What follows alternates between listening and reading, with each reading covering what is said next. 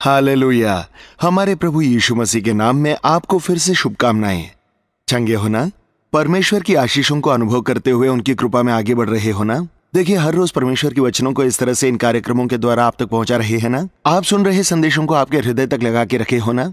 आपके आध्यात्मिक जीवन में आप स्थिर होने के लिए, सामर्थ्य होने के लिए परमेश्वर के वचनों को आपके हृदय को लगा के रखे, वचन के अनुसार जीवन बिताइए, तब आप आशीषित बनोगे। मत्ती रचित सुसमाचार 25वें अध्याय से पढ़ रहा हूं।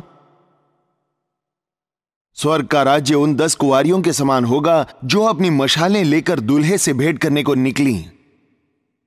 उनमें से 5 मूर्ख और 5 समझदार थीं।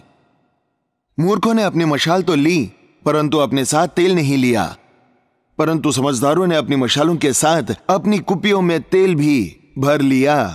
स्वर्ग का राज्य मशालें पकड़कर दूल्हे से भेंट करने को निकली। भेंट करने को निकली 10 कुंवारियों के समान है। ऐसा यीशु मसीह ने कहा एक दृष्टांत है। प्रभु यीशु मसीह के कहे बातों के आधार पर आज प्रचार करने वाले हम जैसे प्रचारक प्रचार कर रहे हैं। यीशु की बातें जीवन का स्रोत हैं। इस वजह से उनके बातों की सीख, उनकी बातों की गहराई, उनके बातों की सच्चाई, चाहे कितनी बार भी पढ़े, चाहे कितनी बार भी सुने, कितनी बार भी बोले, वो खत्म न होने जैसी है। यहां पर यीशु मसीह ने कहा दृष्टांत दूल्हे से भेंट करने को मशाल लेकर निकली 10 कुंवारियों पर आधारित है। हमारे विवाहों में अलग अलग रीति रिवाज होते हैं। हमारी भारत देश की विवाहों में पहले दुल्हन आती है या दूल्हा आता है जी? मसीही विवाहों में पहले दूल्हा आता है, फिर दुल्हन को लेकर आते हैं। लेकिन यहूदियों के रिवाजों में पहले दुल्हन आती है, दुल्हन की ओर से सारे लोग आते हैं, बाद में अचानक घोड़े पर दूल्हा आता है। दूल्हा विवाह के गृह में पहुंचते ही दरवाजे बंद कर दिए जाते हैं। उस उदाहरण को उदाहरण की तरह लेकर यहां पर एक महान सच्चाई को प्रभु बताते हैं। ऐसी एक विवाह के कार्यक्रम के लिए 10 कुंवारियां निकले थे। उन 10 के हाथ में मशाल थी। 10 कुंवारियां दूल्हे से भेंट करने निकली। 10 कुंवारियां थी, 10 के हाथ में मशाल थी। वो सभी दूल्हे से मिलने जा रही थी। लेकिन पवित्र शास्त्र में लिखा गया है कि उनमें से 5 समझदार थीं और 5 मूर्ख थीं। हम बाहरी विषयों में एक ही तरह रह सकते हैं, एक ही तरह का रिवाजों का आचरण कर सकते हैं, ऊपर से भक्तिपूर्वक हो सकते हैं, सभी हालेलुया करके कह सकते हैं, सभी लोग आमीन कह सकते हैं, सभी लोग एक गीत गा सकते हैं। लेकिन अंतःकरण को जांचने वाला परमेश्वर जब हमारी अंदरूनी परिस्थिति को देखते हैं तो हाल विपरीत होते हैं। सच्चे मसीही समझदार लोग हैं, ढोंगी मसीही मूर्ख लोग हैं। देखने के लिए कैसे होते हैं? सब लोग एक ही तरह दिखते हैं। शायद सभी के हाथों में पवित्र शास्त्र भी होता है। कहां जा रहे हो पूछे तो कलवरी बेदारी की सभाओं में जा रहे हैं कहते हैं। और सब लोग परमेश्वर को ग्रहण किया कहते हैं। सब लोग कहते हैं कि परमेश्वर ने मेरा बहुत भला किया है। लेकिन सच में परख के देखेंगे तो भजन संहिता 53 का 1, मूढ़ ने अपने मन में कहा है कि कोई परमेश्वर है ही नहीं। परमेश्वर नहीं है करके कहने वाला कौन है जी? हां, मूर्ख लोग। क्या आप विश्वास करते हैं कि परमेश्वर है? हाथ दिखाइए। सभी लोग सच में विश्वास करते हैं क्या? नहीं तो हम यहां क्यों आएंगे जी? हां, तो फिर जब आपको मुसीबत आती है, प्रार्थना करने पर भी चंगाई नहीं मिलने पर, प्रार्थना करके परीक्षा लिखने के बाद भी फेल होने पर, अस्पताल में मां के लिए प्रार्थना किया, उनके गुजर जाने पर, जीने की चाहत होने पर भी मर गई, तब आपको क्या लगता है? क्या सोच रहे हो आप? अरे ऐसा कैसा हो गया? परमेश्वर होता तो ऐसे कैसे होता? यीशु नहीं है, कोई नहीं है, प्रार्थना वार्थना कुछ भी नहीं होता, परमेश्वर ही नहीं है, भूत नहीं है करके आपने सोचा क्या? सोचा क्या? कभी तो भी सोचा क्या? जब आपकी मन की इच्छा पूरी नहीं हुई, आपकी आशा के अनुसार नहीं हुआ, तब आपके प्रार्थना करके भी ना होने पर आपके मन में, मुंह से नहीं बोलेंगे जी, वो मुंह से नहीं बोलेंगे, मुंह से किसी से नहीं बोलेंगे, वो केवल मन में ही सोचते रहेंगे। वो क्या दीदी क्या सोच रहे हो? नहीं नहीं कुछ नहीं सोच रही हूं। क्यों जी? लेकिन मन में परमेश्वर है तो। ऐसा एक प्रश्न आया कि नहीं? सच में बोलिए। हाँ, वो देखिए, एक बहन ने सच बोला, वो अकेले ही सच्ची मसीही है। आप सब कबूल करें या ना करें, ऐसे विचार कई बार आते हैं, ऐसे विचार कई बार आते हैं। देखिए, वो आपके अविश्वास को दर्शाता है। परमेश्वर के पास सुख ही क्या, दुख नहीं अनुभव करेंगे क्या? यहोवा ने दिया, यहोवा ने ले लिया, उनके नाम की महिमा हो, ऐसे कहा ना जी याकूब ने। वही सच्चा मसीही है, वो असल में सच्ची मसीही भक्ति है। सुख हो या दुख हो, मांगा हुआ दिया या नहीं दिया, परमेश्वर मुझे इससे श्रेष्ठ देगा। कब क्या करेगा मुझे नहीं पता, लेकिन परमेश्वर मुझे हमेशा सुख ही देगा, दुख कभी नहीं देगा। बुरा करना परमेश्वर को नहीं आता जी, श्राप देना परमेश्वर को नहीं आता जी, बुरा करना परमेश्वर को नहीं आता जी, बिगड़े हुए को संवारना ही, श्रापितों को आशीषित बनाना ही उनका काम है। परमेश्वर नहीं है करके आप मन में सोच रहे हो, तो ऐसे विचार आ रहा है, तो अगर कोई तकलीफदायक मुसीबत परिस्थितियों में आए तो भी आप अच्छे मसीही हैं करके बहुत लोग सोच रहे हैं, लेकिन परमेश्वर की नजरों में मूर्ख ही हैं। नीति वचन 10वां अध्याय 23वीं कलम में, मूर्ख को तो महापाप करना हंसी की बात जान पड़ती है। खुद को मसीही बोलते ही, प्रभु यीशु को ग्रहण किया है कहते ही, गलत कामों को करने वाला मूर्ख है।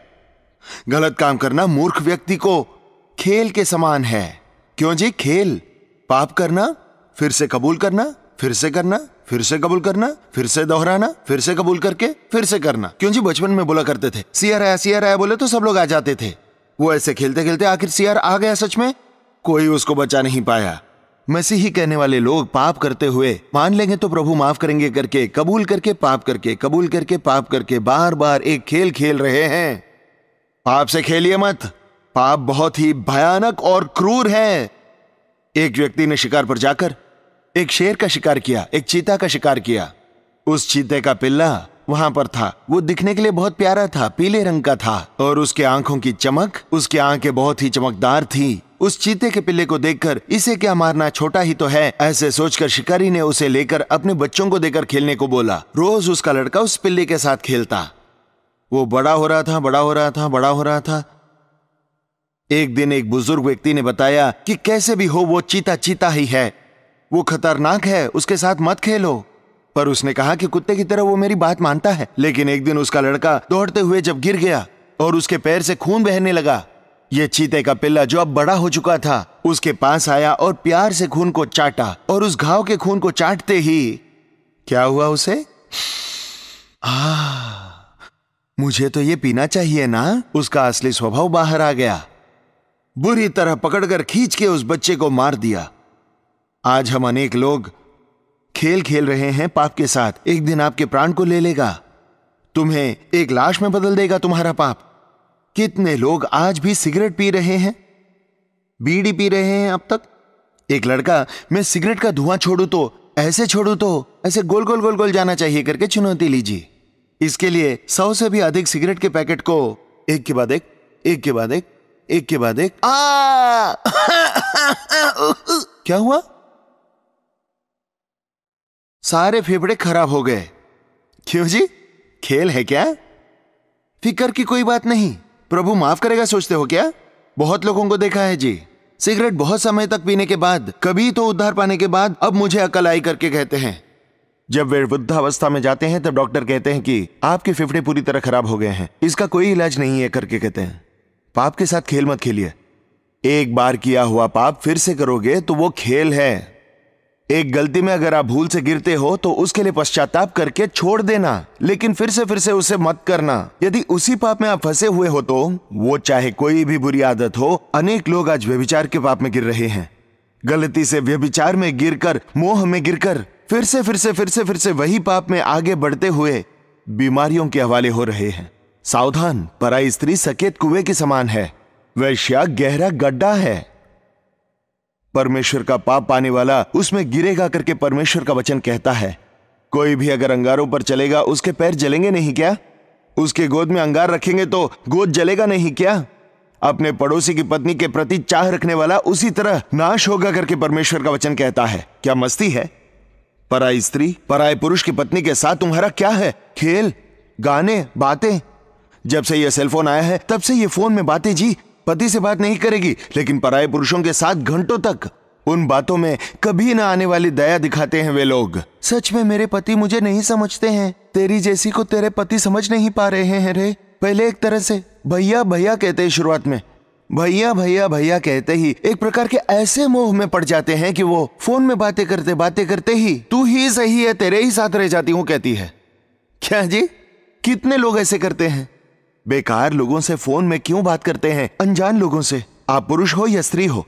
कितने सारे लड़कियां रो रही हैं पता है जी। एक लड़का मुझे फोन करता है जी, लेकिन वो सही नहीं है करके मैंने जान लिया है, और मैं फोन काटती हूं तो मुझे फोन करके डरा रहा है, तेरे बारे में सबको बता दूंगा, मैं तुझे ऐसा कर दूंगा वैसा कर दूंगा करके ब्लैकमेल कर रहा है। कभी तो मैंने भेजे हुए एसएमएस दिखाकर, सबको बोल के दिखाकर तुझे बेइज्जत कर दूंगा करके कहता है, करके वो रो रही है जी। सावधान सावधान, आप अगर उतना प्यार दिखाना चाहते हो तो आपके माता पिता से प्यार करो, अपने पति पत्नी से प्यार करो, 100 बार प्यार करो, किसने रोका है? जितने बार मन चाहे अपने पति से बोलिए I love you I love you I love you I love you. बेकार लोगों से मैं तुमसे प्यार करती हूँ आई लव यू क्या बोलते हैं आप? आपकी पत्नी ही आपकी दोस्त है, आपका पति ही आपका दोस्त है, आपके माता पिता का प्रेम ही आपके लिए काफी है। मजाक में मैं तुमसे प्यार करता हूं बोला, ऐसे बोलेंगे तो छोड़ देगी क्या? नहीं छोड़ेगी, नहीं छोड़ेगी। एक लड़का रोते हुए बोला, भैया एक लड़की मुझसे प्यार करती है करके बोली, भैया तेरे लिए अपने प्राण दूंगी करके बोली, भैया तू शादी नहीं करेगा तो मैं मर जाऊंगी बोली, भैया बेचारी मर जाएगी करके शादी कर लिया भैया। शादी करने के बाद पता चला कि वो एक भयानक वेश्या है करके, अनेक पुरुष के साथ जीवन बिताई स्त्री है। अब मेरे जीवन का क्या, मेरे जिंदगी का क्या करके रो रहा है। गलत काम करना मूर्ख के लिए खेल लगता है, सावधान। जब तक तुम पाप के पास नहीं जाओगे तो ही, जब प्रभु आएंगे पाप के पास नहीं जाओगे तो ही उठा लिए जाओगे। सभोपदेशक 7वां अध्याय वचन 9 पढ़ेंगे तो, अपने मन में उतावली से क्रोधित न होना, क्योंकि क्रोध मूर्खों ही के हृदय में रहता है। उतावली से क्रोधित न होना, उतावली से क्रोधित न होना, मूर्ख के हृदय में क्रोध रहता है। क्रोध करने वाला मूर्ख है। क्रोध में किए जाने वाले मूर्खता कितने होते हैं, आपने कभी ध्यान दिया है क्या? क्रोध करने वाला जानवर समान हो जाता है। आज के दिनों में मां पर क्रोध आए तो चम्मच और छुरियों से मारकर मौत के घाट उतार देने वाली संतान है। जो हाथ में मिले उसे फेंककर गलती से बच्चे मर गए हैं, ऐसे भी बहुत से लोग हैं। एक व्यक्ति स्नान करने के लिए जाते वक्त 100 रुपए बाजू में रखकर गया। उन पैसों का शराब पीना था उसे। क्यों जी? उसके लौट के आने तक उसके छोटे 2 वर्षीय बच्चे ने वो लेकर चबा लिया। उसको गुस्सा आ गया, अरे शराब पीने के पैसों को चबाता है क्या? लगाकर मारा छोटे बच्चे को, उसे चक्कर आकर गिरकर मर गया बेचारा। क्यों जी?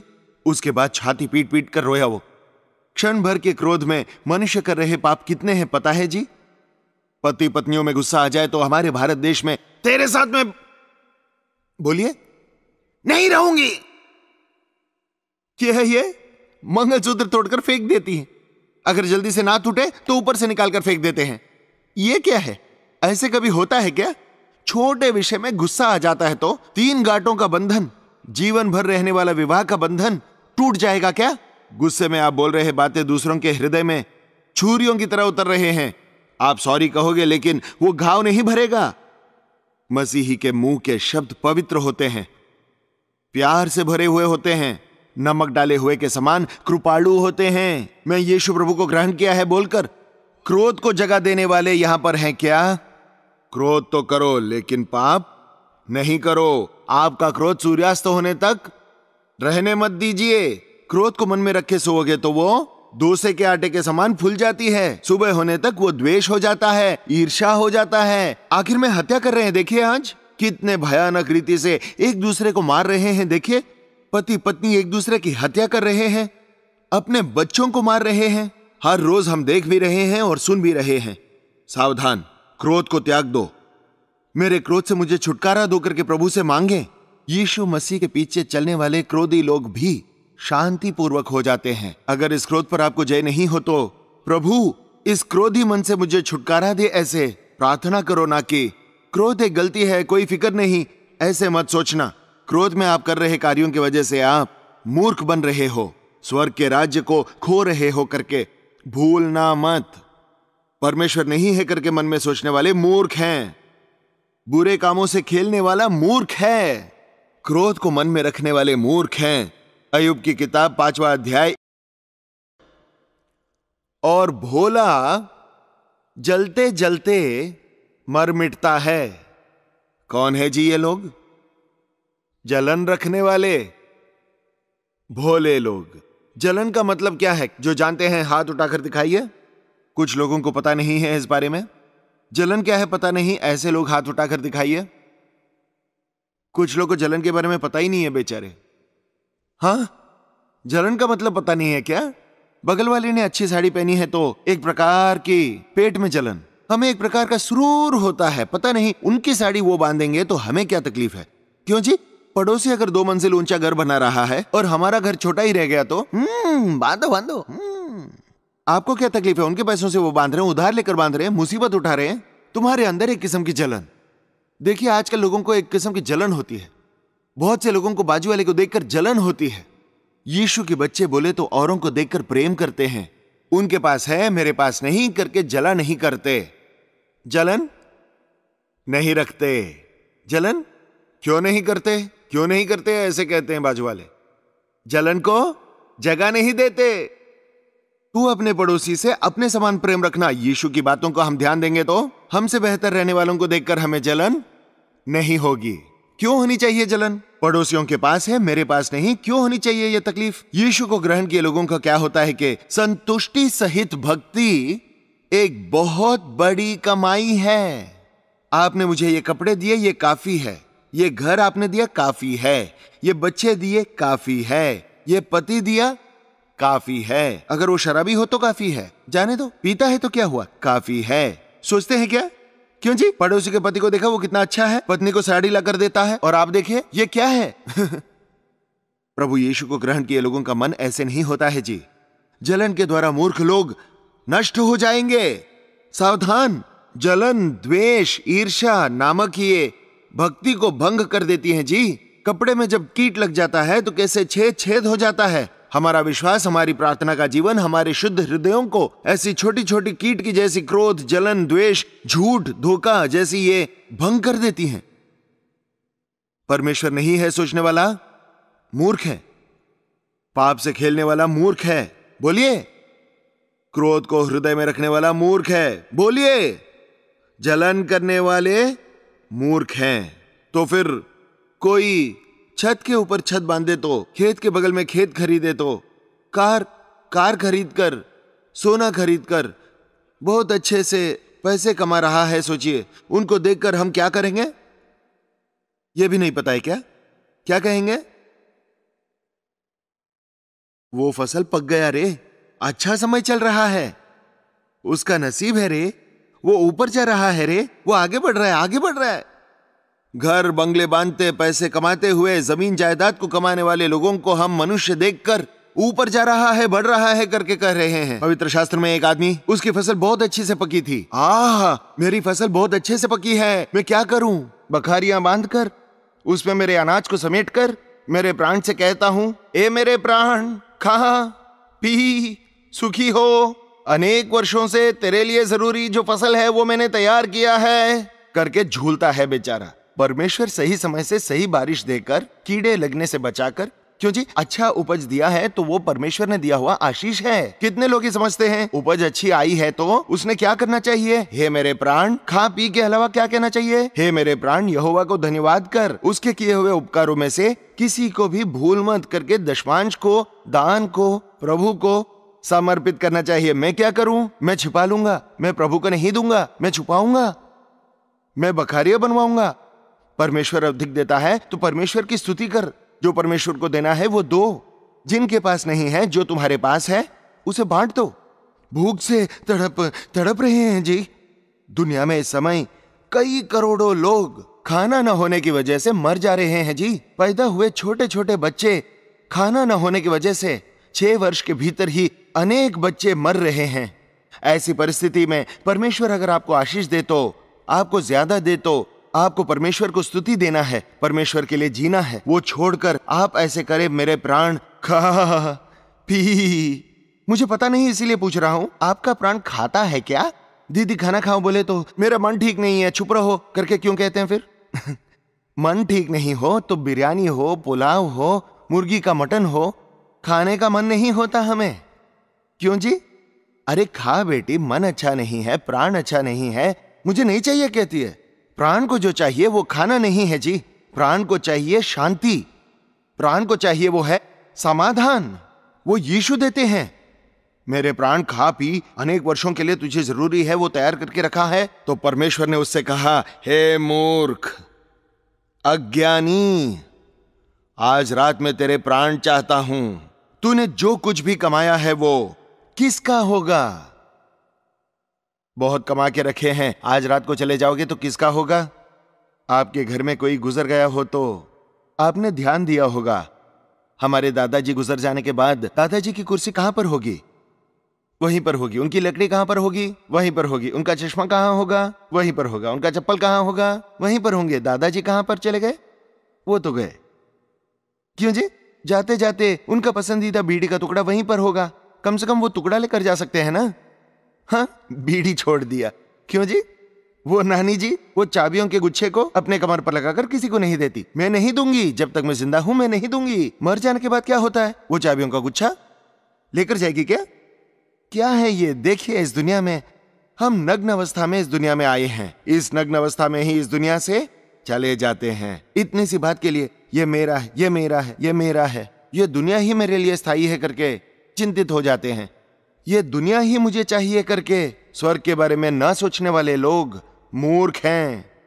दुनिया के समाप्ति को समेटते हुए अपने पवित्रता को ना संभालने वाले लोग मूर्ख हैं। परमेश्वर नहीं है करके सोचने वाले मूर्ख हैं। पाप के साथ खेलने वाला मूर्ख है, क्रोध करने वाला मूर्ख है, जलन रखने वाला मूर्ख है, दुनिया ही स्थायी है सोचने वाला मूर्ख है। ये 5 समझदार, 5 मूर्ख, 5 समझदार लोगों के बारे में बताऊं तो अच्छा होगा, लेकिन अब समय नहीं है। ये सब निकले दूल्हा आ रहा है करके वहां पर जाकर दूल्हे का इंतजार कर रही हैं। दूल्हे के आने में देरी होने के वजह से सभी ने क्या किया? ऊंघने लगी और सो गईं। जब वे तेल मोल लेने जा रही थी तो दूल्हा आ पहुंचा और जो तैयार थी वे उसके साथ विवाह के घर में चली गई और द्वार बंद किया गया। दूल्हे का आना हुआ, जो लोग तैयार थे उनको अंदर ले लिया और उसके बाद द्वार बंद कर दिया। ये लोग कहीं तो जाकर मुसीबतों का सामना करके, कोई तो तेल खरीद कर, मशाले जलाकर आई। द्वार खोलो हमारे लिए करके पूछा तो और द्वार बंद किया गया। इसके बाद वे दूसरी कुंवारियां भी आकर कहने लगी, स्वामी हमारे लिए द्वार खोल दें। उसने उत्तर दिया, मैं तुमसे सच कहता हूं, मैं तुम्हें नहीं जानता। स्वामी स्वामी हम ही हैं जी, हम और वो जो अंदर हैं, हम साथ में ही आए थे जी सभा के लिए, हम दोनों एक ही साथ बपतिस्मा लिए जी, हम ही हैं जी। तो प्रभु ने कहा, आप कौन है? मैं नहीं जानता हूं, इसीलिए जागते रहो, क्योंकि तुम न उस दिन को जानते हो न उस घड़ी को। प्रार्थना करेंगे। हे यीशु, मेरे हृदय में आप पिता, मेरे जीवन में आप प्रभु, आपका गवाह बनकर मैं जी सकूं, मेरी सहायता कर। मेरे लिए तो जीना मसीह के लिए है। आज से यीशु मसीह के लिए मैं जीऊंगा करके परमेश्वर से एक वाचा कीजिए, दोनों हाथ उठाकर। यीशु आपके लिए ही मैं जीऊंगा, आपकी संतान बनकर मैं जीऊंगा। आपकी पवित्र आत्मा की सामर्थ्य मुझे प्रदान कीजिए करके एक बार हृदय खोलकर पुकारिए, पुकारिए। हम वो जब बादलों में आएंगे, जब वो हमें देखेंगे, उनकी तरह हमारा रूपांतर होगा करके परमेश्वर का वचन हमें बताती है। आज रात एक अद्भुत कार्य होने वाला है, आपके आंसू पोंछने वाला, आपकी देह को चंगा करने वाला, आपकी मनोकामना को पूरी करने वाला, आपके साथ होकर आपको दिलासा देने वाला प्रभु यीशु आज रात आपसे प्रेम करने वाला प्रभु आपके सामने ही है। मेरे दिल में आकर के आप दावत देंगे तो अद्भुत कार्य आपके जीवन में होगा। आपके आंसू पोंछे जाएंगे, आप हर परीक्षा में, हर चुनौती में दिलासा पाओगे, छुटकारा पाओगे, आप चलाए जाओगे, उनके राज्य के वारिस बनोगे। हालेलुया। परमेश्वर की कृपा के लिए विनती करेंगे, हर कोई मुंह खोलकर प्रार्थना करेंगे। ये लो प्रभु मेरा जीवन, मेरा हृदय, आपके लिए ही जीऊंगा प्रभु, आपके लिए ही जीऊंगा पिता करके एक वाचा करेंगे। पवित्र और प्रेमी पिता, एक बार इस स्थान में आए हुए आपके बच्चों को देख पिता, आपको पुकार रहे, हर पुकार को सुन प्रभु। किस दिल से क्या विलाप आ रहा है, क्या पुकार आ रही है। एक बार देख पिता, मूर्खता मूर्खता हम में से निकाल दे पिता, हमें ज्ञानी बना पिता। परमेश्वर का ज्ञान हमें प्रदान कर, हमें भंग कर रहे असभ्यता को, इस सांसारिक कार्यों से हमें छुड़ा पिता। हमारी भक्ति को भंग करने वाली बुरी आदतों से हमें छुड़ा पिता। हमारे बुरे विचारों से, हमारे हृदय को अपवित्र कर रही परिस्थितियों में से हमें छुड़ा पिता। इस स्थान में, इस सभा के द्वारा इन बातों को सुनने वाले में से कोई भी नरक में नहीं जाने चाहिए पिता। कोई भी उस शैतान के अनुकरण करने के लिए तैयार किए गए नरक में तड़पना नहीं चाहिए पिता। अभी पश्चाताप कर रहे हर एक का नाम आपके जीवन के पुस्तक में लिखिए।